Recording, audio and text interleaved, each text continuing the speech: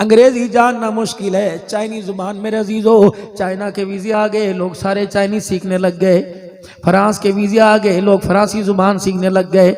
और मेरे अजीजों, जन्नत के वीजे हर जुमे में बढ़ते हैं। जन्नत के वीजे मेरे प्यारो, मक्के मदीने की आमद के वीजे, जन्नत के वीजे हर रोजाना तबलीगी जमात 6 नंबर बयान करती है, दरस कुरान दी जाती है, दरस हदीस होता है, मस्तूरात के मजमे के अंदर माए बहनें बयान करती हैं। रोजाना जन्नत के वीजे बढ़ते हैं। जन्नत की जुबान याद करने को तैयार कोई नहीं। अल्लाह इस जुबान के बारे में कह रहा है, मेरे अजीजों, जितना बड़ा पढ़ा लिखा होगा, 5-5 हज़ार मेरे अजीजों 1 महीने की फीस लेगा। 6 महीने में मैं आपको इंग्लिश कोर्स करा दूंगा, 6 महीने में मैं आपको चाइनीज कोर्स करा दूंगा। अल्लाह फरमाते हैं, मदरसे मैंने कायम कर दिए, इदारे मैंने कायम कर दिए, अपने बंदों के सीनों में कुरान पाक महफूज करके मैंने मसनदों पर बिठा दिया। ओए लोगों, अंग्रेजी सीखना, फ्रांसीसी सीखना, चाइनीज सीखना मुश्किल है। वलक़द यस्सरनल कुरआन लिज़िक्रि फहल मिन मुद्दकिर, मैंने हर के लिए, बड़े के लिए, छोटे के लिए, अंधों के लिए, आंखों वालों के लिए कुरान को आसान कर दिया। कोई है जो इसे आके सीखे? अल्लाह, अगर मैं सीखने का इरादा करूं, फरमाया मेरा बंदा, कदम उठाना तेरा काम है, तेरे सीने को कुरान की संदूकड़ी बना देना मैं खुदा का काम है। तो सही,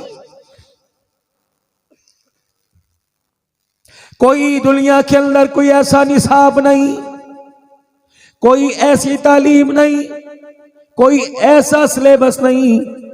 बीमार हो गए, स्कूल से छुट्टियां कर ली, बच्चे दूसरी क्लास वाले आगे चले गए, पीछे सिलेबस रह गया। कोई एकेडमी ज्वाइन कर लो, कोई आप एकेडमी चले जाओ, कोई ट्यूटर घर के अंदर रख लो, कोई ट्यूशन सेंटर में चले जाओ, ताकि दिन रात पढ़ो। आपको सुबह शाम पढ़ना पड़ेगा, ताकि ये जो आपका म्याद रह गया, ये रह गया, या आपको मुकम्मल करना पड़ेगा। अल्लाह करीम दुनिया की दौड़ में पीछे रह जाने वालों को आगे पहुँचाने के लिए, जो तालीमी म्यार में कमी हो गई, जो मवाद रह गया, जो सिलेबस रह गया, उसको पढ़ाने के लिए गली गली के अंदर तैयार हैं। इलाहुल आलमीन, एक बच्चा इतना सा मदरसे के अंदर जाता था, अल्लाह करीम एक दिन अपने घर से मदरसे के लिए निकला, 12 पारे पढ़ लिए थे, मालिक पीछे उसके, मेरे अजीजों 28 पारे पीछे रह गए थे। इलाहुल आलमीन 12 पारे पढ़ लिए, 30 पारों की किताब अभी अधूरी रह गई थी। घर से चला, अनजाने में किसी ने मोटरसाइकिल की टक्कर मार दी। अल्लाह अकबर, नन्ही सी जान मोटरसाइकिल के नीचे दब के दुनिया से चली गई। कुरान पढ़ने गया, शहीद हो गया। ऐ मालिक, इसका सिलेबस कौन मुकम्मल कराएगा? अल्लाह फरमाते हैं, कुछ ऐनल यकीन होता है, कुछ हक्कुल यकीन होता है। मेरा महबूबा, मेराज की रात आ जा। हुजूर मेराज की रात आसमानों पर तशरीफ ले गए। जिस तरह नीचे बैतुल्ला शरीफ है, दुनिया इंसान तवाफ करते हैं, इसी के ऊपर, सीध के ऊपर बैतुल मामूर है, ऐसे ही अल्लाह का घर है जहाँ आसमान के फरिश्ते तवाफ करते हैं।